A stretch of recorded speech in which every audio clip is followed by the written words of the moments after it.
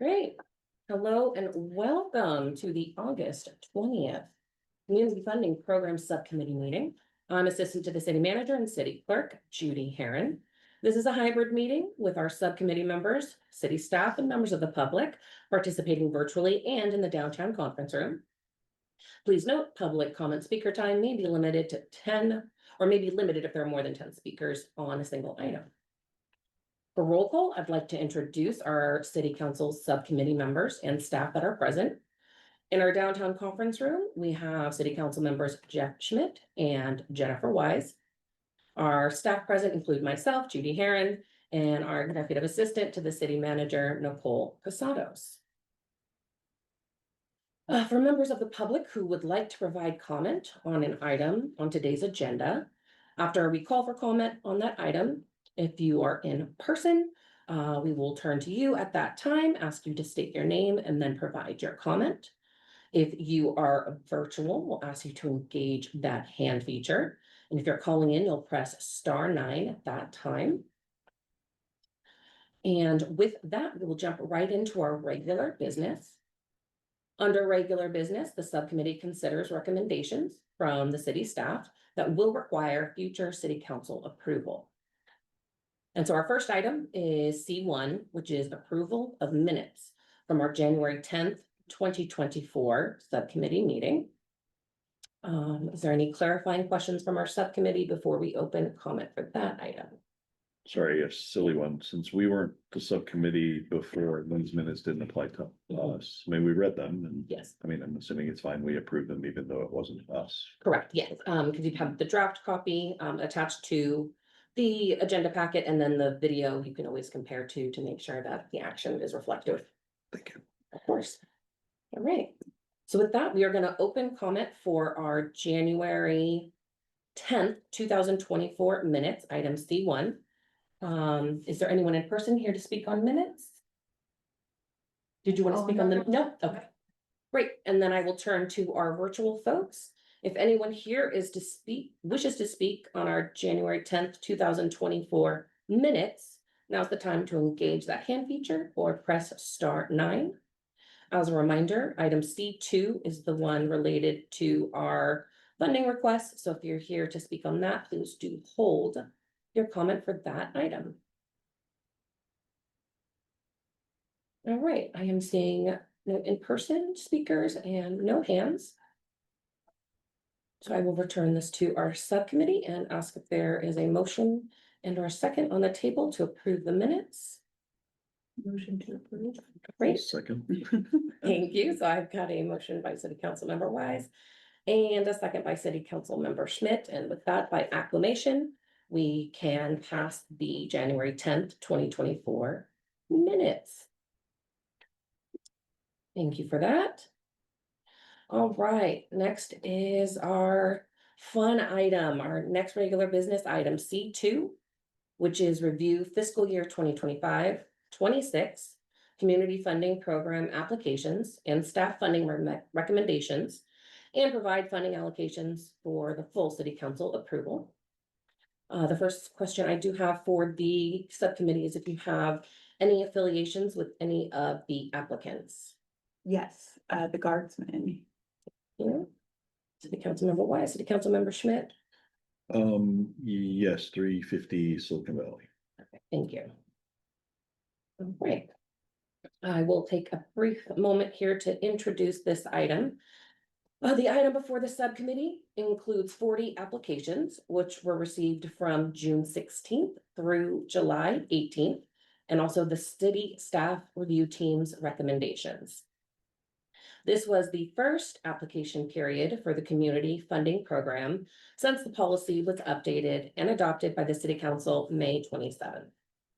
The subcommittee has been tasked with reviewing the criteria established in the policy to assess the applications against factors aligned with the community funding program policy, such as verified program results, impact to the Menlo Park community, percentage of total budget spent on administrative overhead, receipt of city funding in previous years, locations within the city of Menlo Park, community need for the program, unduplicated service, or if duplicated, evidence of collaboration, and then alignment with city council goals for the program.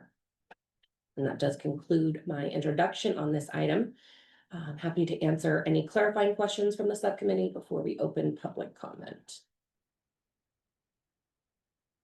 Seeing none. All right.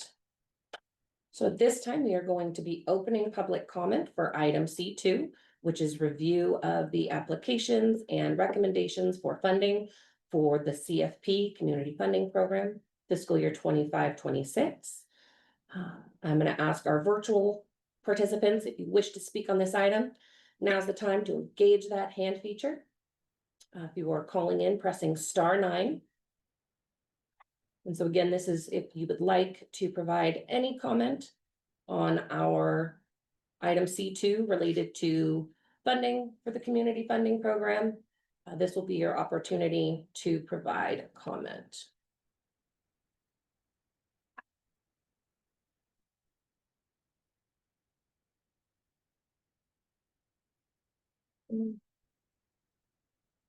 Yes, yeah, I'm gonna start with our in-person. I'm just gauging how many speakers we have. We'll probably have over 10.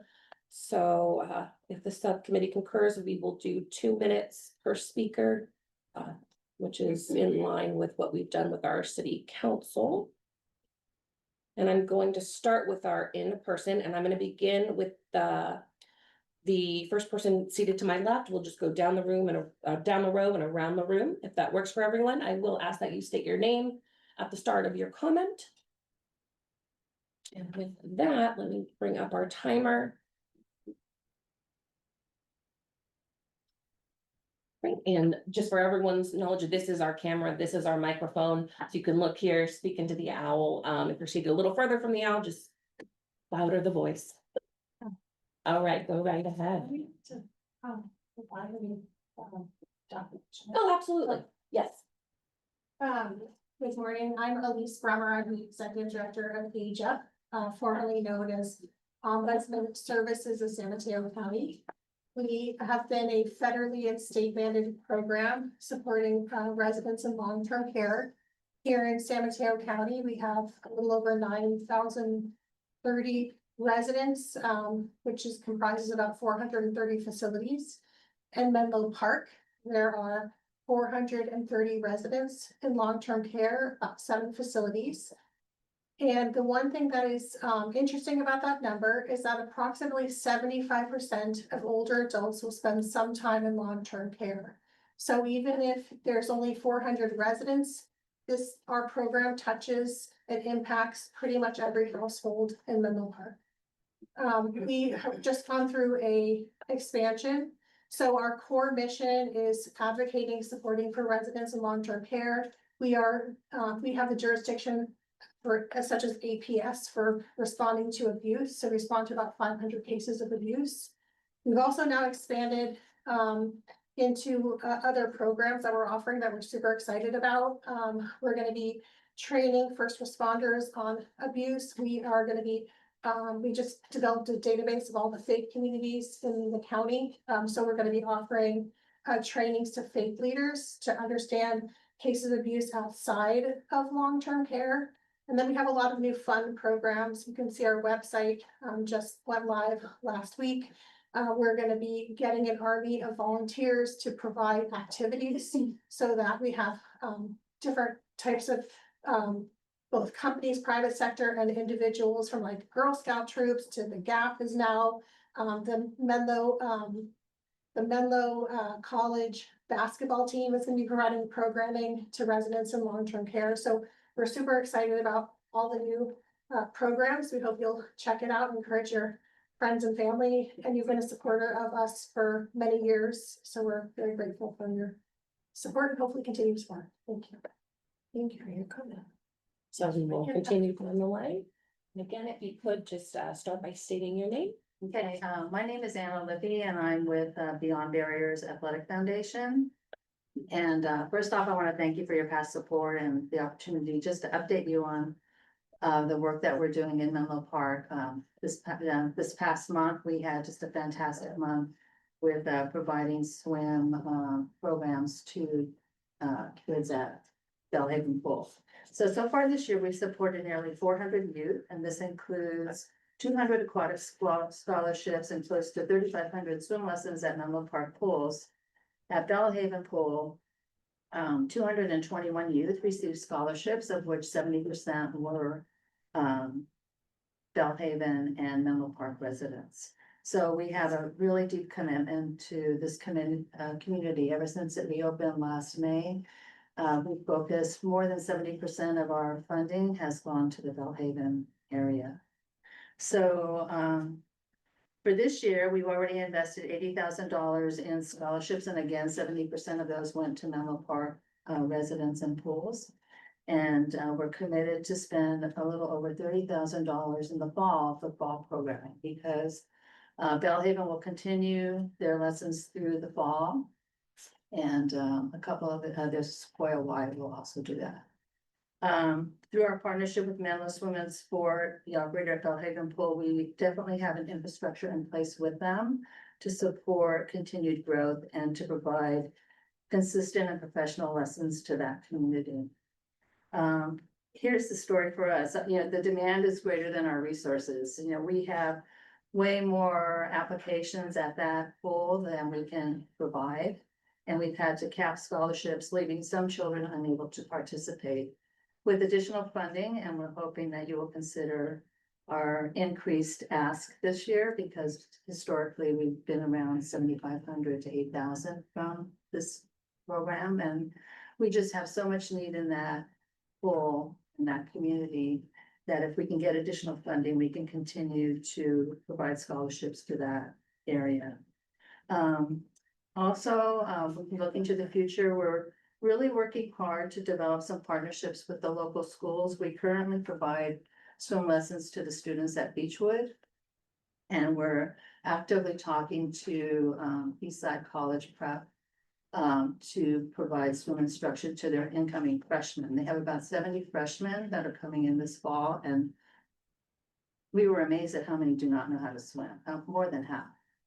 And working with Menlo Swim and Sport, we're actually going to try to bring them in for after-school programs in the fall time. So the last point that I have to make is, you know, last year we made a decision to go 100% volunteer, and we've already covered our admin costs for this year. So any money that we could be allocated through this grant would be 100% for funding programs. So, you know, we're looking to have the kids have life-saving water skills. The area really needs it, and we appreciate your consideration. Thank you. Go to our next speaker, and again, just start with your name if you could. Sure. Good morning. I'm Isabel Anderson, Director of Institutional Partnerships at Samaritan House. And I just want to start by thanking you for allowing me the opportunity to speak on behalf of Samaritan House. And thank you also for your past support. For 51 years, Samaritan House has served San Mateo County and the residents of Menlo Park with safety net services, including food, clothing, housing resources, healthcare, and so much more. Because our founder, Dr. Cora Clemens, saw food insecurity so many years ago, she started a food pantry right here in Menlo Park in her home, with the hope of helping to eradicate hunger.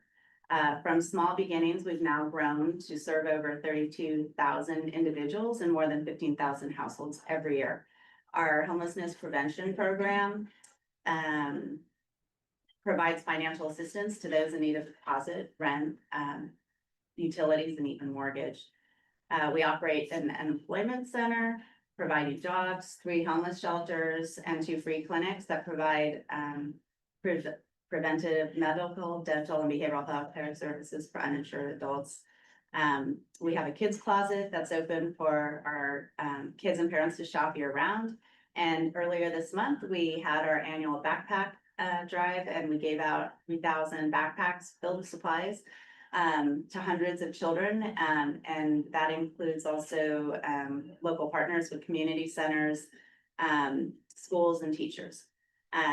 So with regards to how we're helping residents of Menlo Park this past year, We supported 810 residents and 322 households, which was actually a 50% increase year over year. And that was through our client services program. We provided 92 households with nearly 170,000 in financial assistance. 264 residents accessed our free healthcare clinic in Redwood City, which was 140% year over year increase. Through our coordinated entry system, we were able to help 40 people at imminent risk of homelessness avoid entering the shelter system. And for those already unhoused, 9 residents accessed our shelter services at one of the 3 shelters. So it's work like this that we do every day, and Samaritan House recognizes that none of this would be possible without the support of our partners, like the city of Menlo Park. And we'd like to thank you again for everything you've done to support Samaritan House. And thank you for considering our request for funding, and we look forward to partnering for many years to come. Thank you. Thank you. Here's some of those backpacks. Yeah. Good morning, my name is Laura Finucchi. I'm the Director of Programs at HIP Housing. Our funding application is to support our 3 social service programs, which include our home sharing program, which matches individuals who have a home already, have extra space, and we're matching them with individuals who are seeking housing here in our community. Our second program is our self-sufficiency program for low-income families with dependent children and also single transitional age foster youth. We provide housing and case management support for up to 5 years for the adults and the families who are enrolled in a school or vocational program. And one of the properties that supports this program is in Menlo Park on Chilco. We have 1 family living there right now. It's been there for now 2 years. And then our third program is our housing readiness program, which provides case management to older adults who are experiencing homelessness for the first time. Older adults are considered the fastest growing homeless population demographic here in our county and also nationally as well. And so we actually provide coaching to older adults to help them fill out applications for housing, making sure they're on affordable housing waiting lists, and to guide them through that journey. We partner with the County of San Mateo to actually provide housing scholarships to older adults who are residing in one of the county operated shelters. So we're really excited about that partnership. In addition to our 3 housing programs, we also own 3 multifamily properties here in Menlo Park. One, of course, is on Chilco for our self-sufficiency program.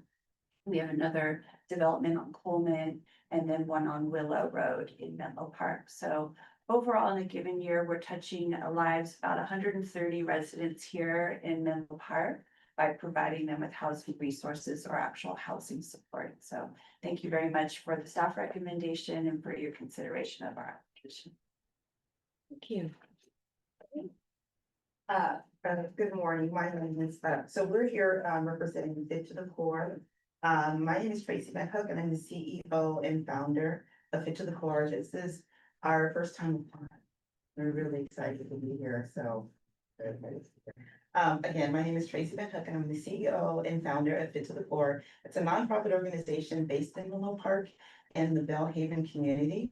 And we are dedicated to improving the health and independence of our aging adults through fitness and wellness programs. In Menlo Park's Bellhaven neighborhoods, like many other communities, there have been limited wellness programs for seniors. Regional health studies show higher rates of diabetes, obesity, and isolation among older adults in many of these. With access to safe professional fitness programs, too many of our seniors are without access to these programs. Too many of our seniors face preventable falls, loss of independence, and an overall declining quality of life. Fit to the Core directly addresses these gaps by offering free and low-cost evidence-based fitness programs and classes and workshops tailored to older adults. Our programs are like our programs, like our functional fitness and fall proof prevention programs, build mobility, strength, confidence, while reducing isolation for our seniors. We activate local parks and build partnerships with other local nonprofit groups, including our new Belhaven Community Center, which I teach a fit and fabulous West 40 boot camp for our seniors, which is actually very good, to foster and secure, what am I trying to say? To foster a sense of community and connection through movement. Your investment ensures that our seniors can live stronger, safer, and longer in their own community. Every class that we run not only provides help, but also brings neighborhoods together, reduces isolation, and creates a more resilient mental heart. Thank you for your consideration and for your commitment to senior wellness. I look forward to continuing our partnership and making Miller Park a place where older adults. Thanks for the opportunity. Here. Okay. Yep, you're up. Good morning, everyone, to the subcommittee as well as those joining us online. My name is Siosiwa C2 Bea. I'm the Communications and Engagement Manager, and it is my honor to be here today to represent Job Train. While this is our first time applying for this, our roots run deep in the community, serving the residents of the city of Menlo Park since 1965. And so for nearly 60 years, we stood along those who are seeking opportunity and trying to come out of uncertainty into economic mobility. And so our proposed program, Pathways to Economic Mobility, provides no-cost career training, supportive services, as well as job placement services to residents in order for them to achieve a brighter future. And so our focus is with those with the steepest barriers, those who are formerly incarcerated, BIPOC, and those who are struggling with basic needs. Last year, we served more than 5,400 residents up and down the region, and more than 100 of those in the city of Menlo Park, and 23 successfully completed our training programs, and many of them had placed. And so we know that when we provide jobs with sustainable income, the benefits ripple outward. And it's one of those things that when we partner with organizations, especially in the city of Menlo Park, and through this investment, we will not only support individuals seeking to break out of the cycles of poverty, but also strengthen the collective economic and social fabric of our community. And so on behalf of Job Training, thank you for this opportunity, for considering our application. And we're proud of our 60 years of partnership, and we look forward to serving the residents, city of Menlo Park, so that everyone has a chance to thrive. Thank you very much.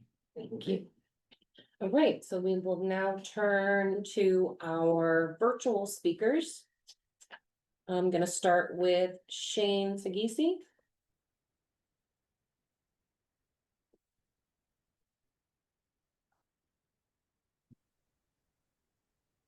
Good morning. My name is Shane Sagisi. I'm a staff attorney at the Legal Aid Society of San Mateo County. Specifically, I work in the housing unit.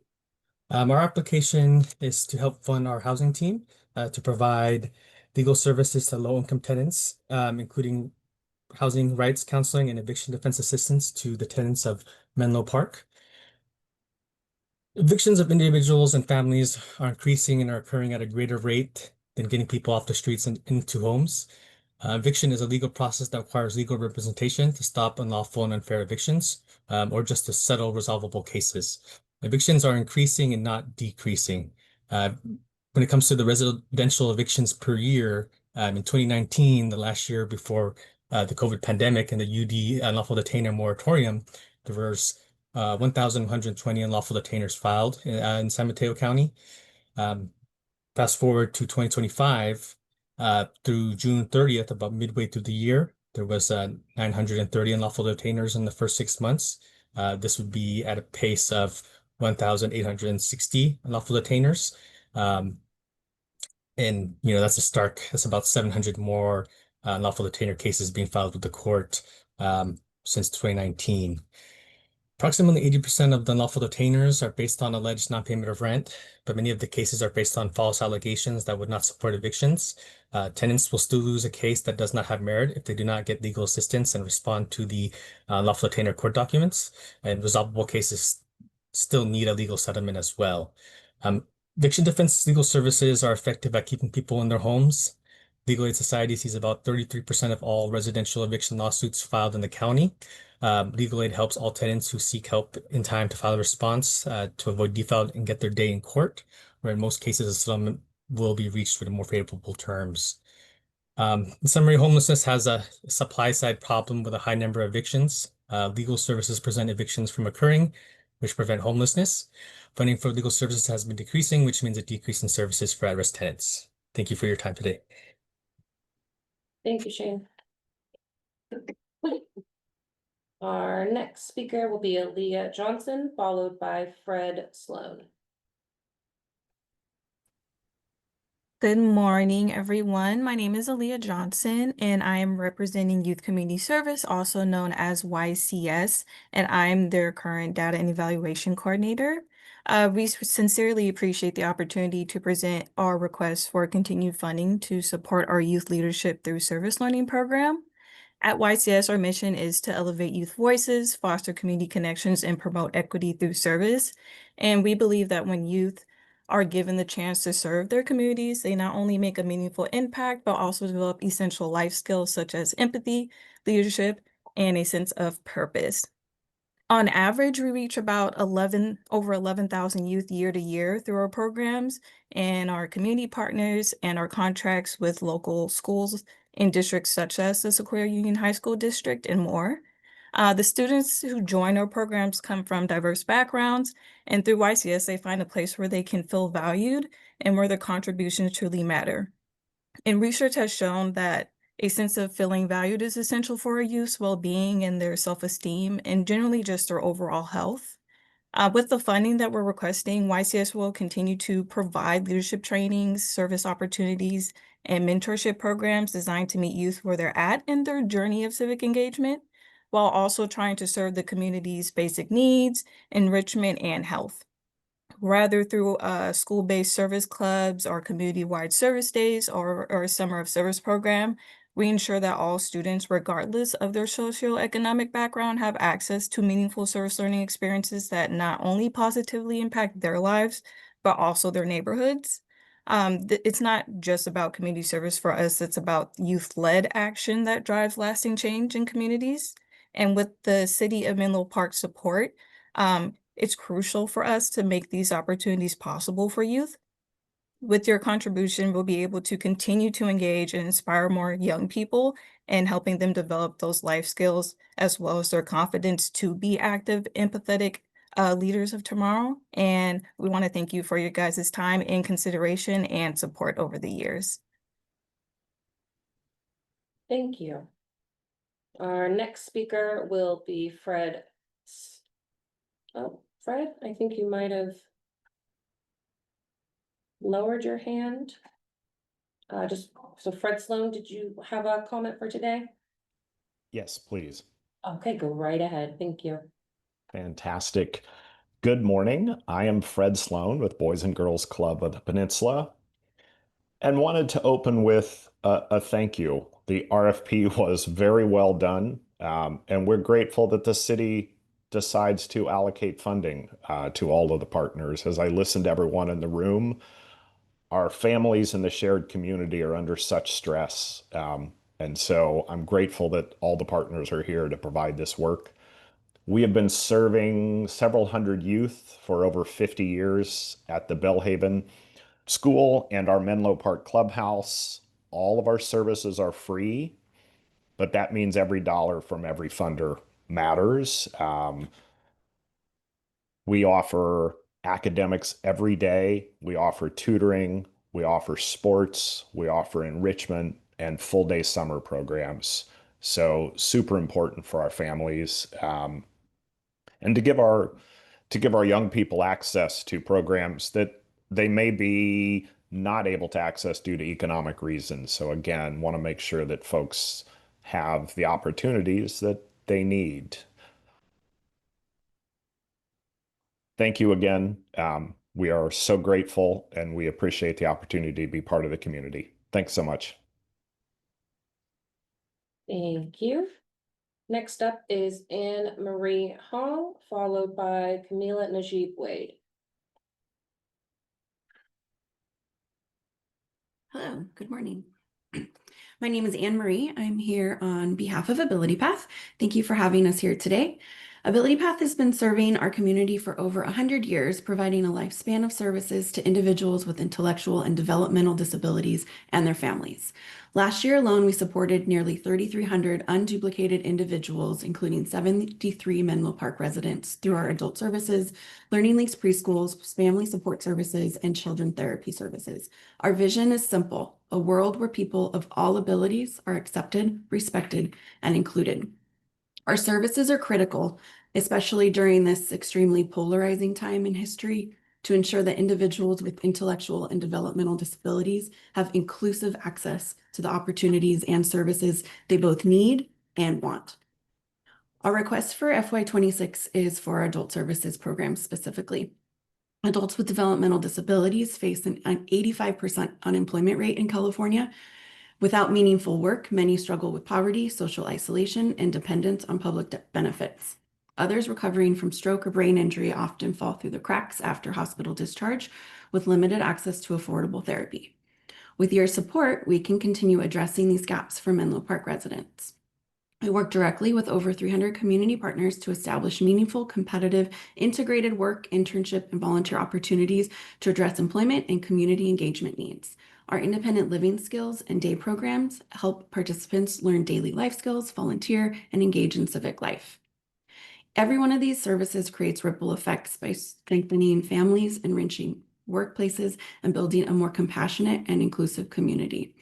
Ability Path thanks the City of Menlo Park for continued support over the years, and we look forward to further collaboration to really enrich and provide inclusive opportunities for the folks we serve. Thank you.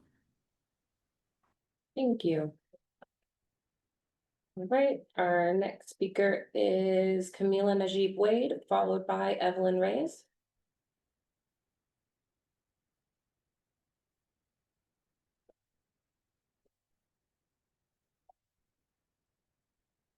And Camila, are you able to engage your microphone? It does look like you're unmuted, but we're unable to hear you. Can you hear me now? Yes, that's perfect. Oh, Thank you. great. Wonderful. Hi, I'm Camila Najib Wade, and I'm with PBI.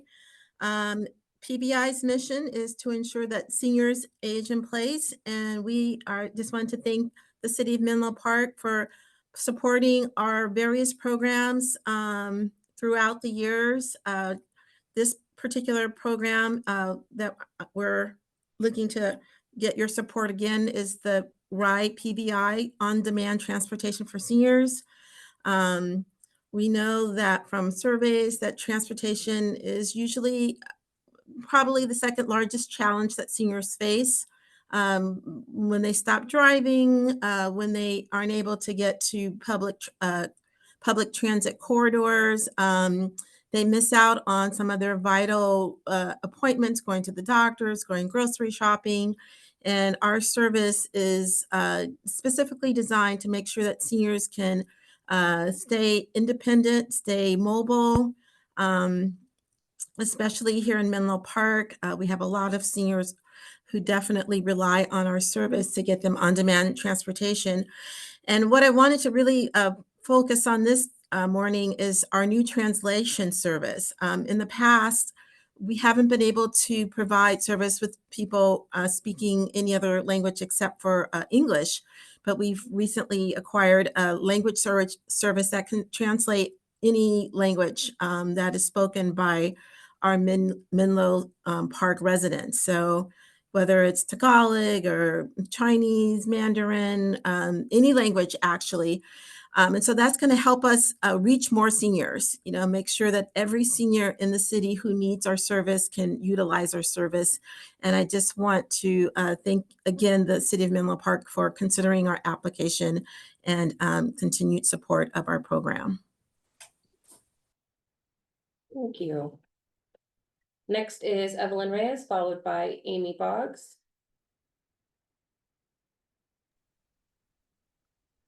Hi, good morning. I'm Evelyn Reyes and I am with Life Moves. Our mission is to end homelessness by providing interim housing, supportive services, and we pride ourselves in building collaborative partnerships with the community. Life Moves, I do want to start by saying Life Moves thanks the city for their ongoing support for funding our application for children's services coordinators at Haven Family House in Menlo Park. Haven is one of the 4 family shelters in San Mateo County. In addition to providing basic necessities of food, clothing, and shelter, we provide intensive case management for the head of households, for the adults, supportive services including employment counseling, housing search assistance, financial literacy education, benefits enrollment, healthcare referrals, mental health referrals, and so on. Some facts about Haven. Last fiscal year, we served 49 families, including 78 adults and 98 children. And we have a high success of 91% of those families exiting into permanent housing. Our CSCs, which are our children's services coordinators, they play a vital role. They support the children of all ages. Last fiscal year, 28 children that they served were under the age of 5, 45 children were between the ages of 5 and 12, and we had 25 teenagers. And they assist with enrolling them into childcare, school enrollment, transportation, tutoring referrals, primary care, and mental health resources that are needed. Recently, they ran a summer camp for the month of July, and they have a lot of programming for the children after school and after hours. So your partnership has made a real impact on the families and children that we serve here in Menlo Park, and we are incredibly grateful for your continued support. Thank you. Thank you. Next speaker will be Amy Boggs, followed by Tiffany Pizzamenti. Hi, can you hear me? Yes, go right ahead, Amy. Great. Hi, this is Amy Boggs, and I'm with the Rotary Club of Menlo Park and the Menlo Rotary Community Foundation. 11 years ago, the City of Menlo Park partnered with the Rotary Club to build the Bellhaven Community Gardens. We are still going strong. In fact, this past year, we have just refurbished all of the beds. And so we are just delighted to provide this wonderful location for people to gather and to grow vegetables. And we have 35 beds, raised beds, and we have a very small orchard. And so we have zero overhead, really, because we're an all-volunteer organization. Studies have shown that children who participate in growing vegetables will eat vegetables, and they eat a healthier diet. Seniors who come out and work a garden are healthier, both physically and mentally, because they're outdoors and they are interacting with other people. The 35 beds serve whole families, and the families tend to come together to work the beds, providing a kind of a great strength to the family. We also interact with students from 2 high schools who volunteer to help outside the beds to maintain the garden paths and to get the weeds out. So this is a proactive health and wellness location is how I think of it. It's not just plants. It's really a social part of the social fabric of Menlo Park. Priority goes to Bellhaven residents and to people who work in that area. And I'm just so grateful that that the City of Menlo Park has partnered with us and has supported us over the years to cover costs of things like water and insurance. And that's all I want to say. I just am so grateful to everybody, and I'm so impressed by all the other people who have spoken. Thank you. Thank you. Our next speaker is Tiffany Pizzamenti, followed by Jill Reed.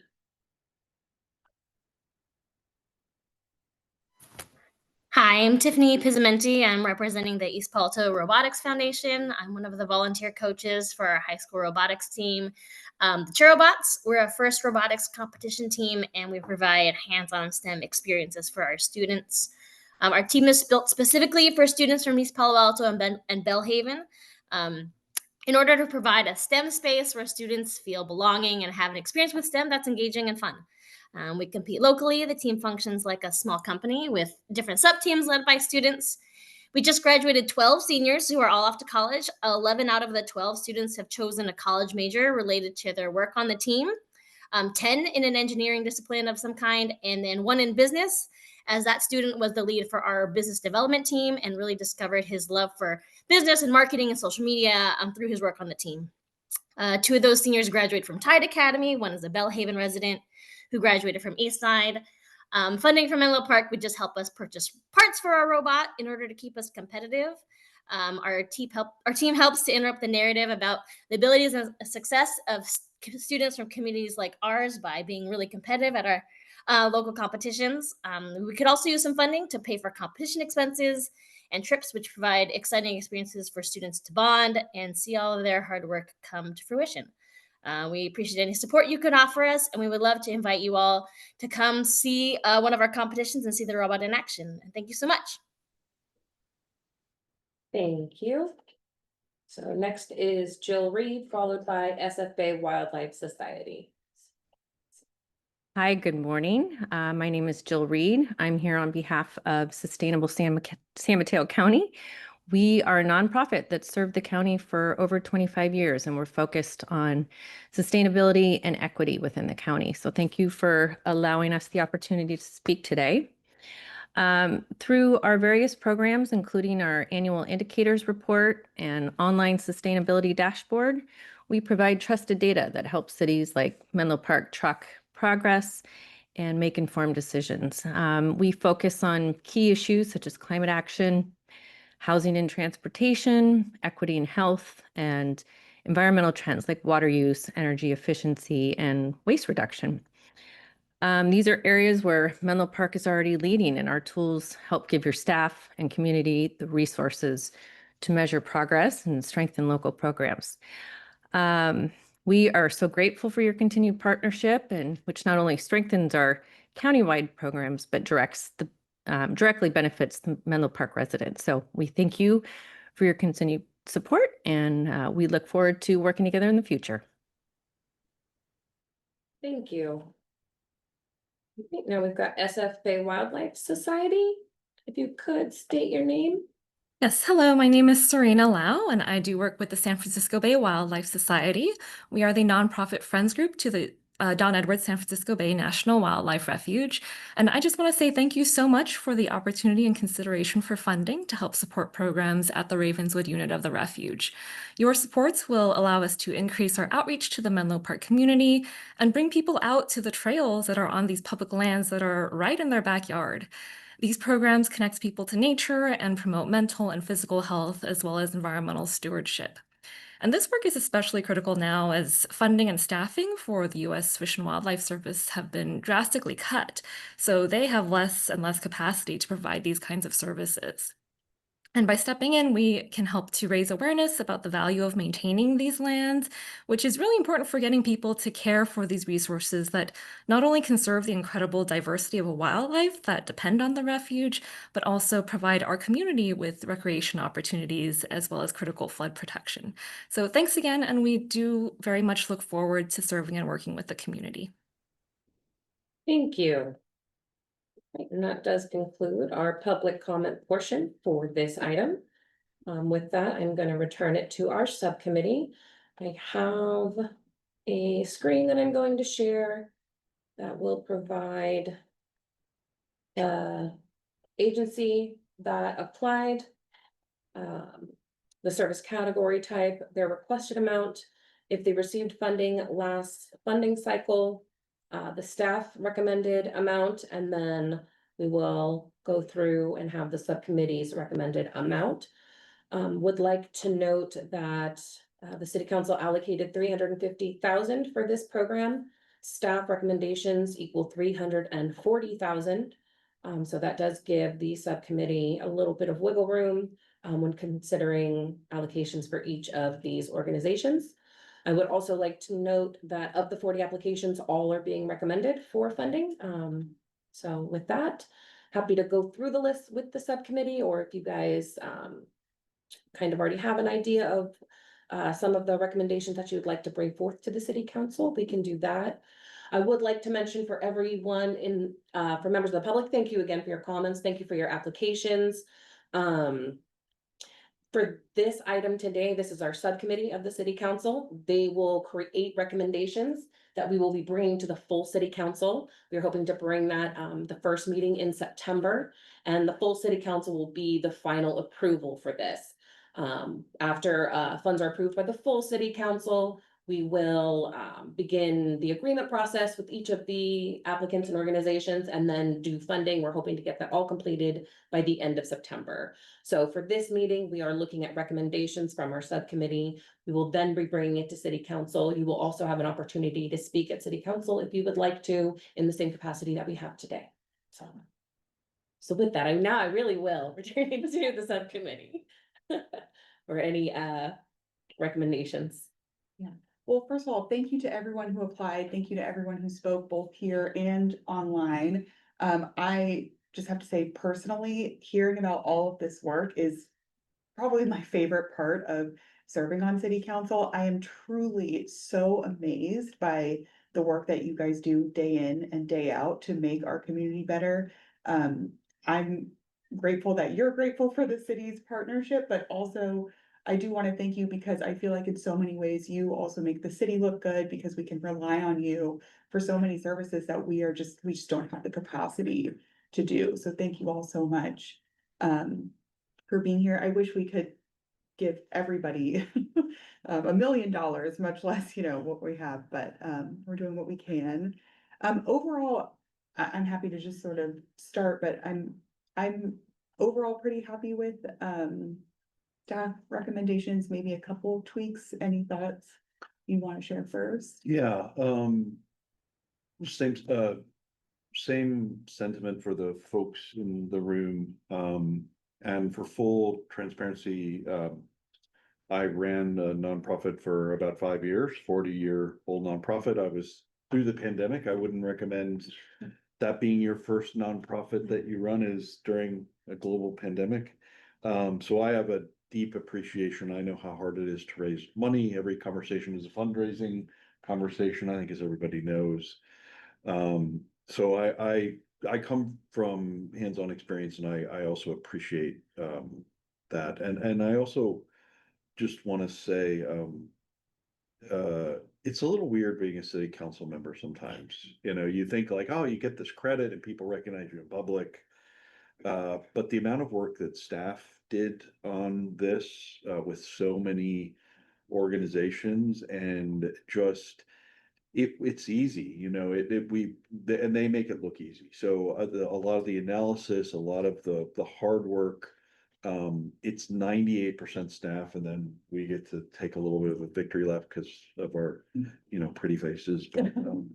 But so I want to call that out because I was reading through this and I just realized, as usual, staff did a great job. So yeah, and also I'm pretty happy with staff recommendations.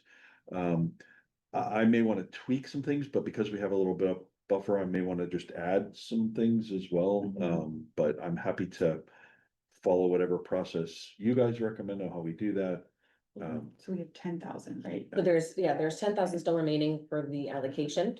So, I mean, we could go, if you guys already kind of have an idea of where you may want to make some changes, we can go line by line if we're copying staff's recommendation or if we're altering, or we can consider staff recommendations as the baseline and then just go to the agencies or organizations that you want to maybe tweak a little bit. I just have one. So what about you? So I have a spreadsheet. Sorry, I'm not doing it yours. So I actually had my own list as I was going through, and then I saw, that's part of the reason I was so thankful is I saw your recommendations and it had the spreadsheet, so Mhm. I like the idea of using yours as a baseline and then adding up if that's okay. Absolutely. Cause I think I have like 3 or 4 that I want. And yeah, Within the 10,000 buffer. I think so. I was just Yeah. adding up. That's what I was trying to add Yeah. up in my head. I was think. like 10 isn't too much, but we'll, yeah, do what we can. Well, the ones that I had prioritized for my personal beliefs on where they have an impact and the work they're doing, a lot of them were funded at the level that they asked for, so there's a few in yellow here that weren't quite there, so it's sort of getting them a little closer to their target Yeah, number is yeah. how I looked at it. And sorry for looking over. No, your it's shoulder, fine. but it's not- Yeah. Yeah, so that's how I did it, was like, I'll give you a good example, like, ability path, I would, because we have some discretionary, I'd like to up that a little bit, age up to up that a little bit, so. Mhm. But then like, all, like Cora, the domestic violence one, got what they asked for, so I was happy, Yeah, that's why. yeah. Yes, yeah. Yeah. Well, so the only one I was hoping to up a bit is the Beyond Barriers, just because I know, I mean, we hear a lot about the pool, but also I was happy to hear that, administrative costs have been covered, and so it goes towards the swim lessons, and I know that there is huge interest there, so I thought, that would be nice to up a bit if we can, but, so was it just ability path and age up? Oh, yeah, well, let me give you the ones where I was thinking, and then we can just, if that's okay with you guys, I'll Absolutely. just randomly sort of. Since I seem to be hyper organized this morning, We love it. so, probably another 2,500 to ability path is what I was hoping for. So we're looking at 7,500 to ability path. Yeah, and then, potentially at least another 1,000 to age up. Okay. Totally happy to add to Beyond Barriers. You can talk about the amount you were thinking about. What, you finish first and then. Okay, yeah. So I was looking at that. Sustainable San Mateo, I'd like to get them up to another 1,000, have worked with, well, I was part of the Environmental Quality Commission. I know them, so I think they do really good work. So hopefully adding 1,000 there. Potentially adding 1,000 to youth community services, but obviously I'm flexible there because they have quite a decent amount there. So those were, yeah, and I feel the most strongly about ability path and age Okay. as the two, but also as the third, probably sustainable San Mateo. Let me just recap that. We are looking at, for ability path, 7,500, age up, 8,500. Sustainable San Mateo County, 3,500, and youth community service, 1,300.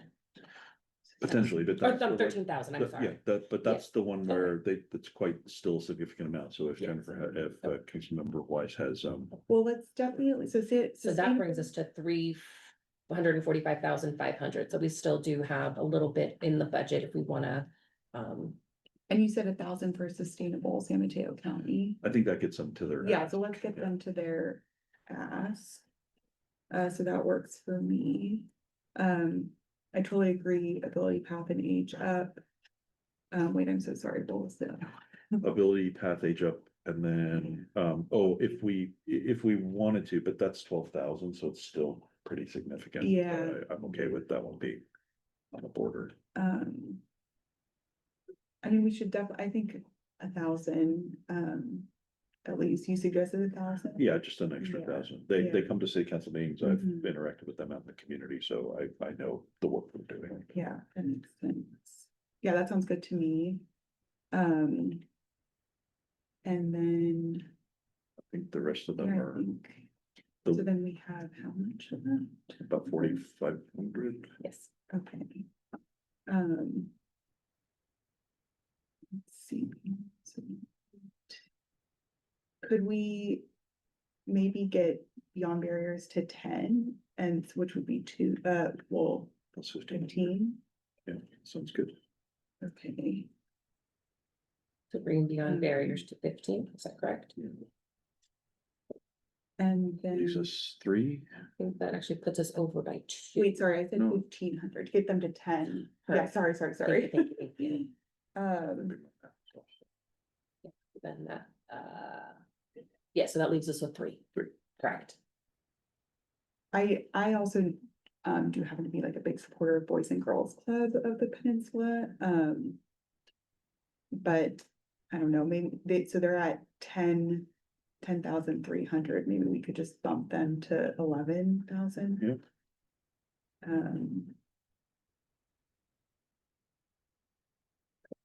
What did you have it? Anyone?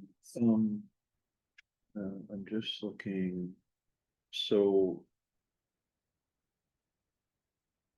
Okay, I'm gonna.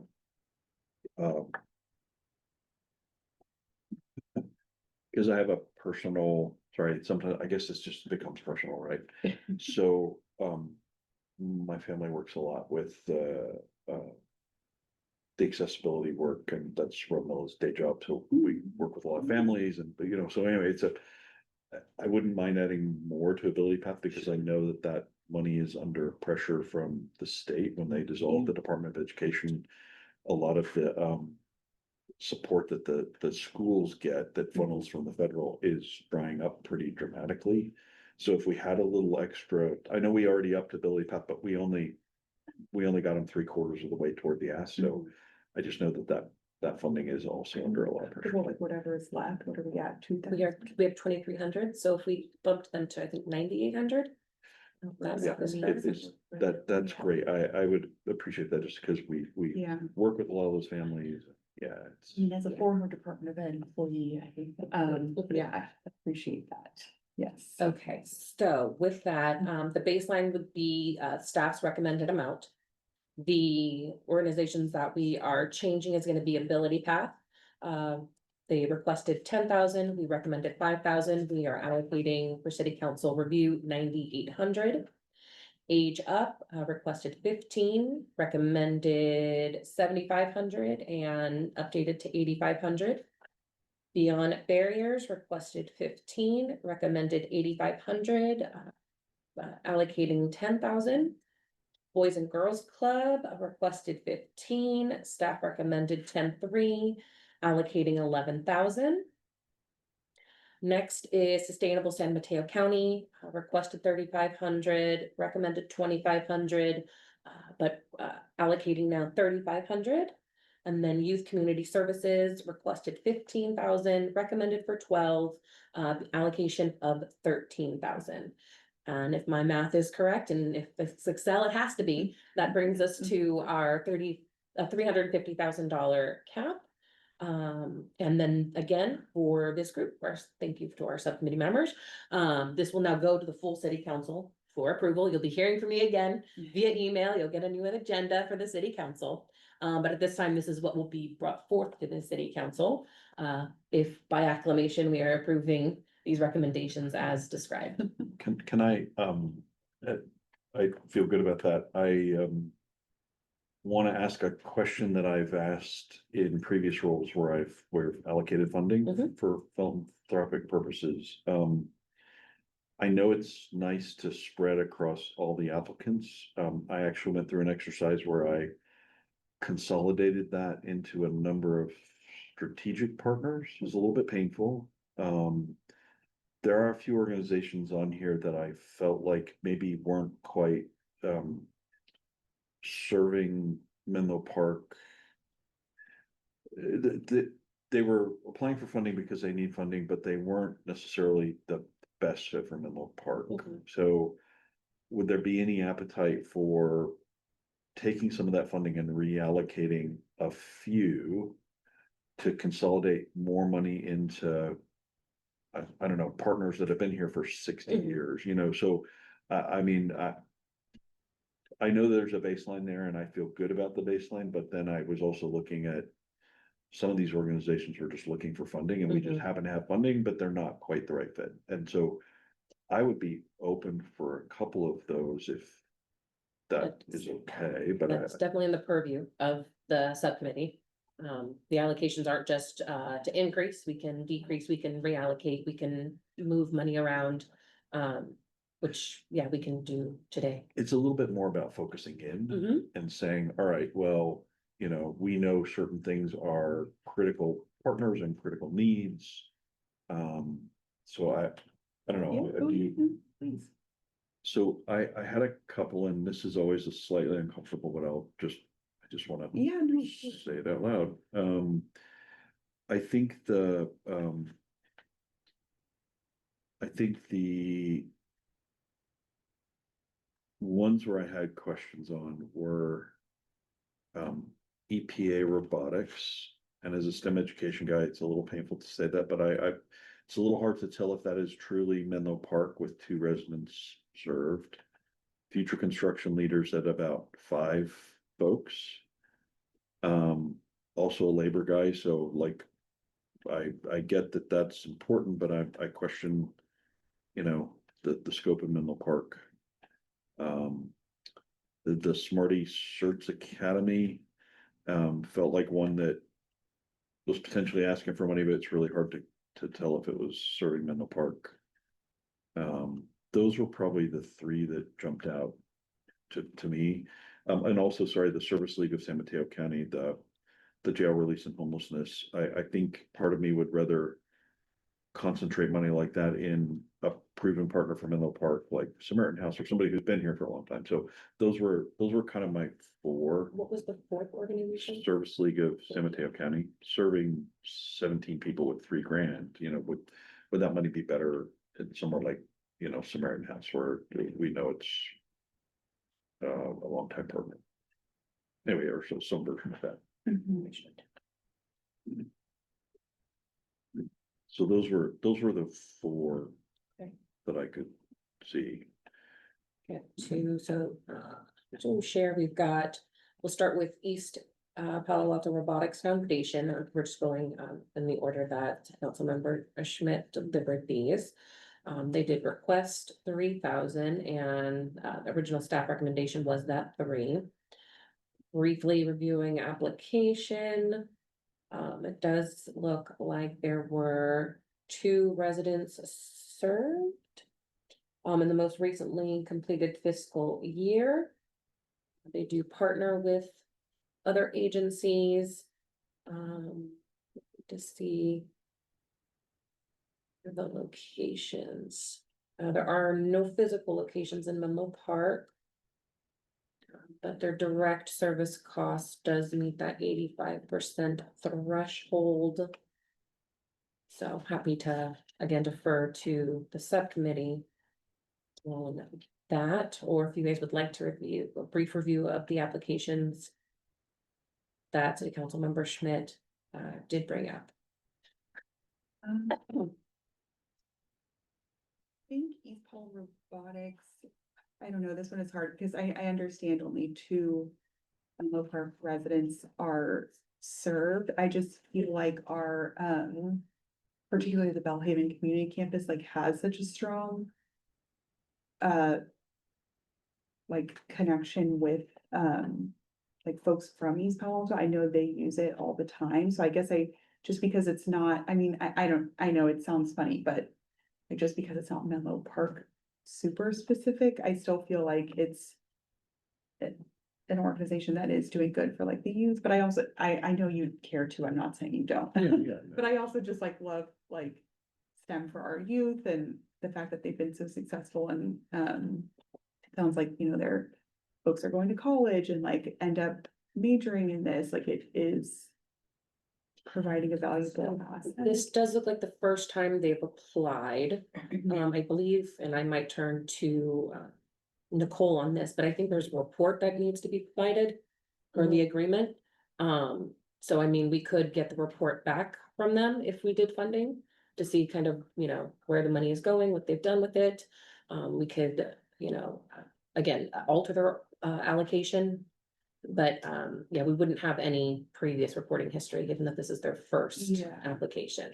No, I'm okay. Maybe react to the 4 if you're okay. I would say, just so you know, like, I know robotics helps pretty well given.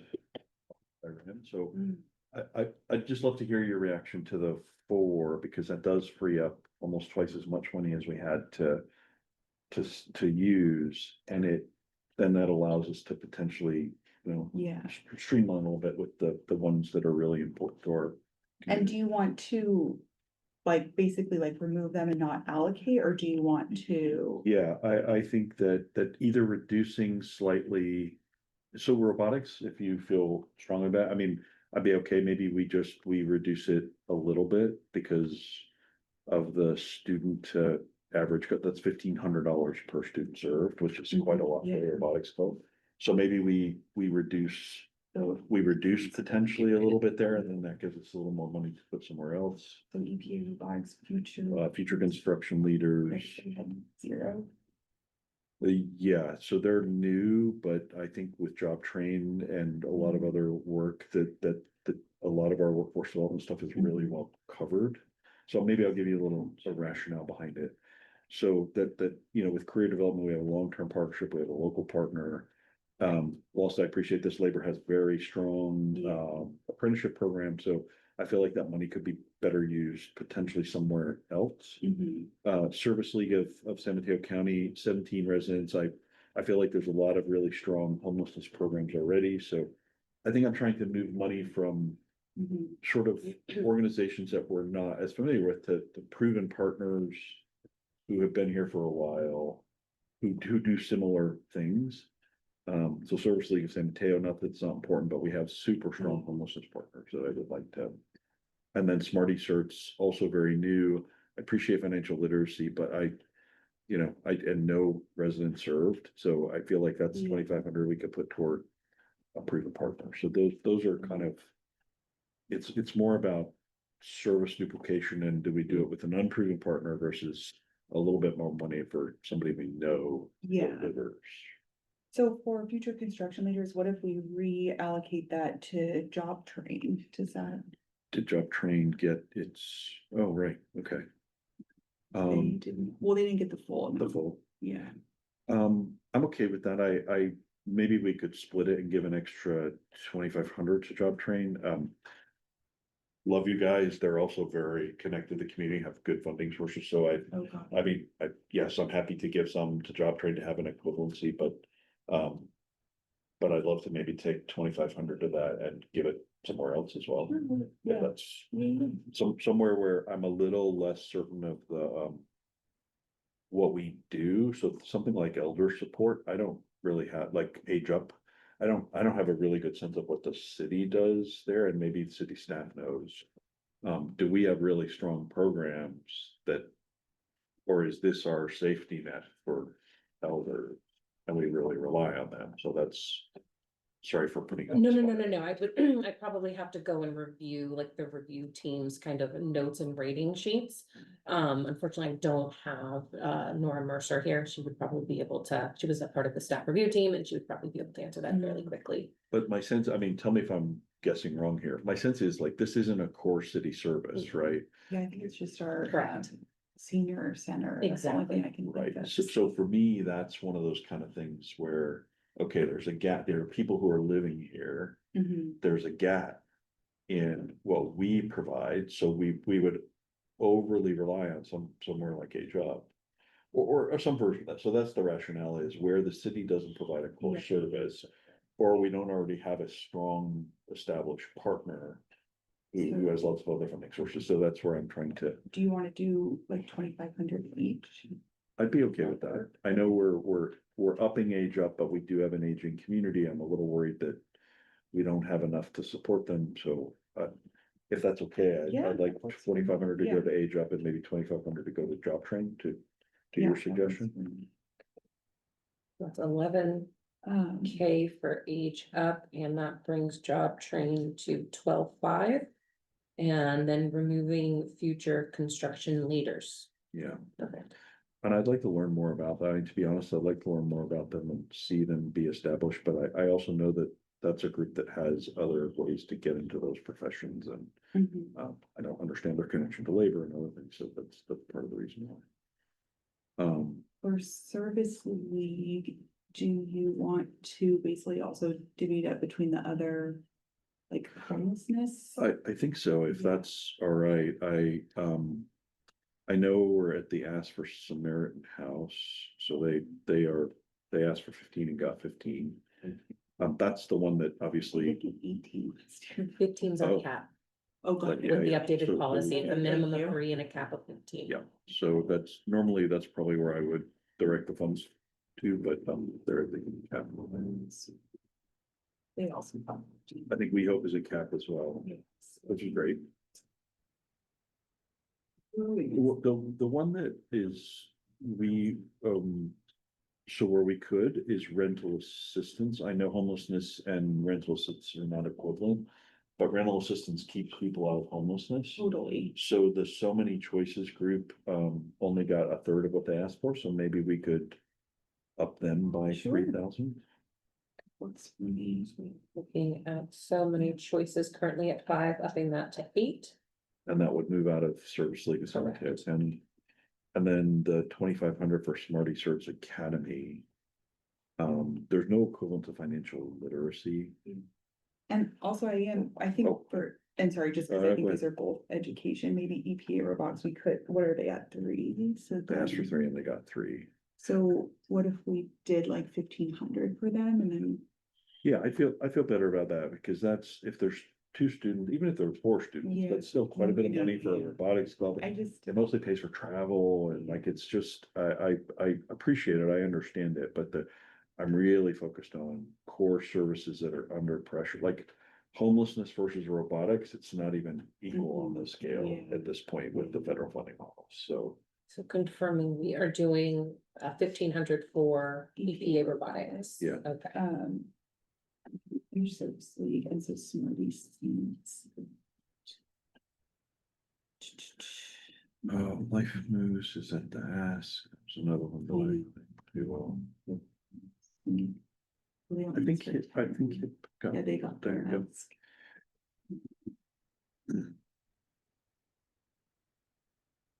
Just want to make sure that I am tracking this correctly. We're looking at Smarty Sense at the 25.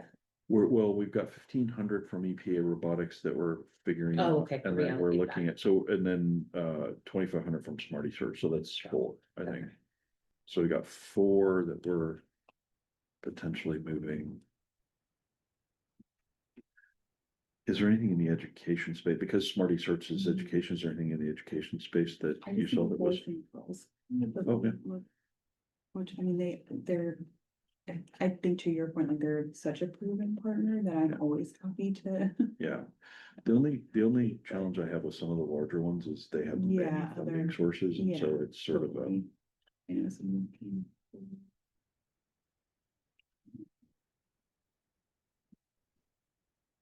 The nice thing is a lot of folks are at their ask. Yeah, Um.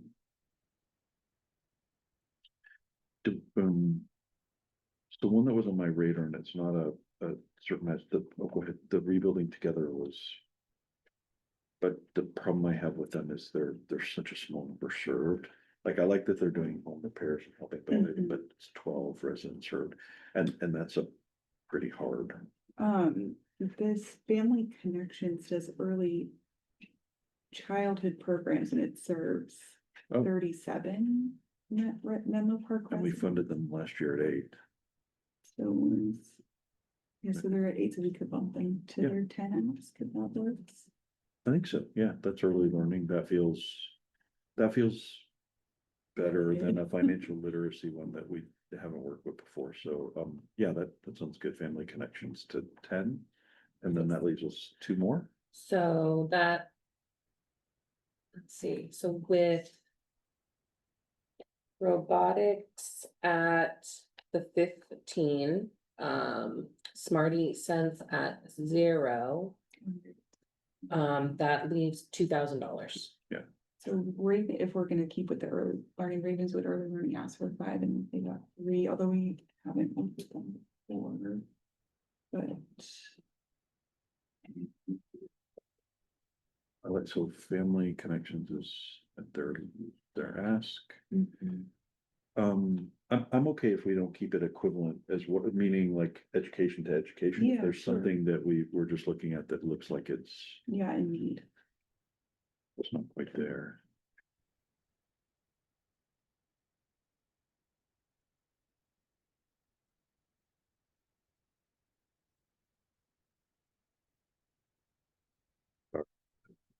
the benefit of a spreadsheet, but then also I'm kind of looking through. Yeah. Percents. So anything that the staff is seeing that we're overlooking, just. We could also leave the two for council discussion. I don't know if that's Well, would we want to do that? recommended, yeah. I'm trying to compare what was requested to what the staff recommendation was. So let's just do this. I should just. Yeah, Okay, so as an example, like all five requested 15, and we are allocating 13. I'm okay with that though, Okay. because all five was also got a lot different. I mean, I of course believe in child mental health, but so I had a potential. I was just looking through the list again, and I had a potential idea that's based on a need I'm hearing a lot about, but is going against my principle of like established partners and everything else. So so Tracy's here with Fit to the Core with Elder Fitness. And I think we've been hearing a lot about Bellhaven. So we can take a chance and say, let's add another couple thousand to that. It shows that we want to support our seniors in Bellhaven Community Center. It's a new program, so obviously we want to keep an eye on it, but I think of all the needs that I've heard and where we're maybe falling short as a city. Sorry, that is not a judgment call. That is just like, but where we're hearing a lot of As resident we've met feedback. with our Oh, that's right. seniors you're at on the senior subcommittee, center yes. many times, I'm more than happy to, So we yeah, can say we- especially if it's been, it sounds like it's been very successful thus far. It's, so. yeah, it's a new program, but it's one where it fits a need that we're hearing a lot Totally. about, and you're hearing it very firsthand, more Yes. than I am actually, so. Does that I'm feel so okay? happy to do that, yeah. Okay. Okay. That modifies Fit to the Core to 9,500, and according to the Excel sheet, that brings us to the 350 that we have available for allocation. Thank you for letting me Oh, pontificate on that. I feel like sometimes just focusing in on having a smaller list, it just, it nurtures those relationships over time and keeps those programs that we know about pretty healthy, so. Right. Okay, so with that, I'm gonna stop our screen share and I will turn to our subcommittee once again to confirm. For the exercise we just ran through, those are the allocations that we will be bringing to the city council again in September. Yes, okay. So I will include that in the minutes as an attachment. And if there's nothing else from our subcommittee, we can adjourn the meeting at 10:22 a.m.